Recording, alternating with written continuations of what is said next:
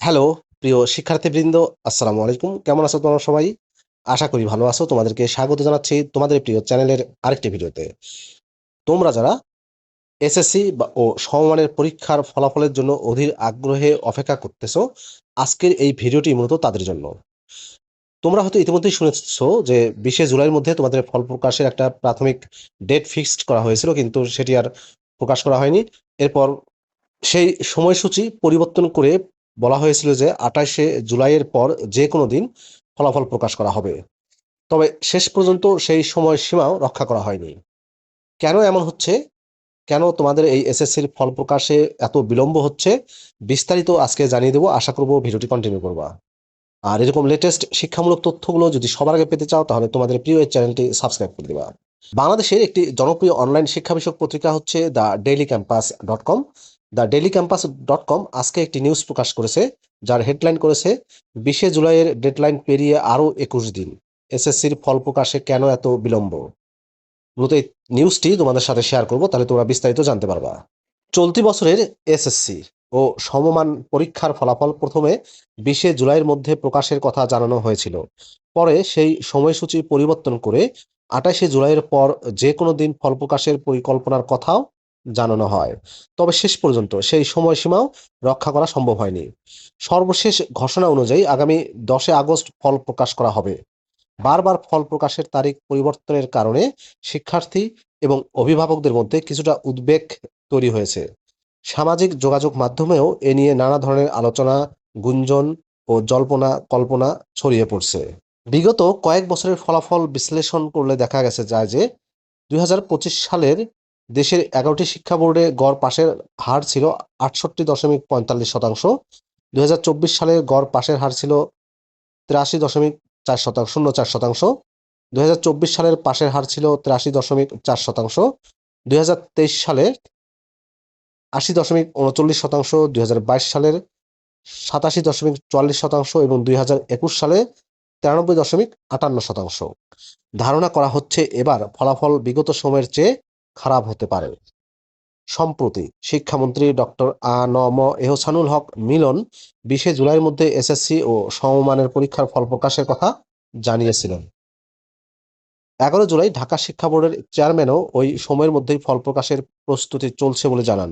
তবে 18 জুলাই আন্তঃশিক্ষা সমন্বয় বোর্ড জানায়, নির্ধারিত সময়ে ফল প্রকাশ করা সম্ভব হচ্ছে না এবং এখনও চূড়ান্ত ফল প্রস্তুত হয়নি। পরবর্তীতে 28শে জুলাইয়ের পর যে কোনো সময় ফল প্রকাশের পরিকল্পনার কথা বলা হলেও সেটি বাস্তবায়ন না হওয়ায় প্রশ্ন উঠেছে, প্রাথমিকভাবে প্রস্তুত থাকা ফল প্রকাশে কেন আরও প্রায় 1 মাস সময় লাগছে। সংশ্লিষ্টরা বলছেন, চলতি বছরের এসএসসি পরীক্ষার ফলাফল আগের বছরের তুলনায় খারাপ হতে পারে। তাদের ভাষ্য, সরকারের প্রথম বড় পাবলিক পরীক্ষার ফল আশানুরূপ না হওয়ায় ফলাফল নিয়ে অতিরিক্ত যাচাই বাছাই চলছে। তবে এই দাবির পক্ষে কোনো সংগ্রহ সম্ভব হয়নি প্রমাণ সংগ্রহ করা সম্ভব হয়নি। যদিও আন্তঃশিক্ষা সমন্বয় বোর্ড এ ধরনের অভিযোগ নাকচ করে দিয়েছে।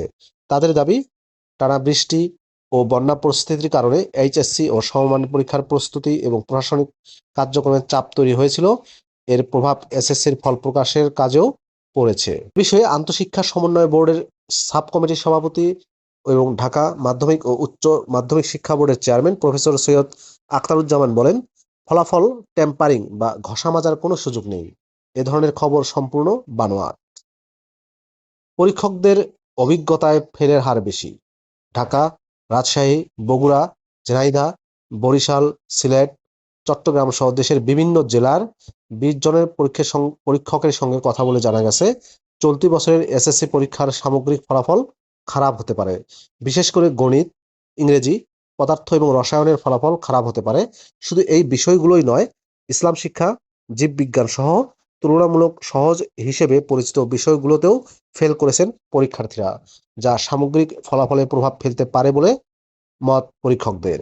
এই 20 শিক্ষকের খাতা মূল্যায়নের অভিজ্ঞতা থেকে জানা গেছে, তাদের কাছে আসা খাতাগুলোর মধ্যে পাশের হার 50%-এর নিচে। খাতা মূল্যায়নের ক্ষেত্রে সংহতি বা বাড়িয়ে নম্বর দেওয়া হয়নি। শিক্ষার্থীরা যে নম্বর প্রাপ্য সেটি তারা দিয়েছেন। নাম অপ্রকাশিত রাখার শর্তে ঝিনাইদহের এক শিক্ষক দ্য ডেইলি ক্যাম্পাসকে বলেন, এসএসসির গণিতের 225টি খাতা পেয়েছিলাম, এর মধ্যে ফেল ছিল 43 জন। জিপিএ 5 পাবে এমন খাতা ছিল 40টি, কারিগরি গণিত খাতা পেয়েছিলাম 350টি, এর মধ্যে ফেলেই ছিল 290 জন। রসায়নের খাতা মূল্যায়ন করা আরেক পরীক্ষক জানান তিনি 300টি খাতা পেয়েছিলেন, এর মধ্যে 45 জন ফেল করেছেন। জিপিএ 5 পাবে এমন খাতা 80টি। ইসলাম শিক্ষার খাতা মূল্যায়ন করা এক শিক্ষক জানান 300 খাতার 35 জন ফেল।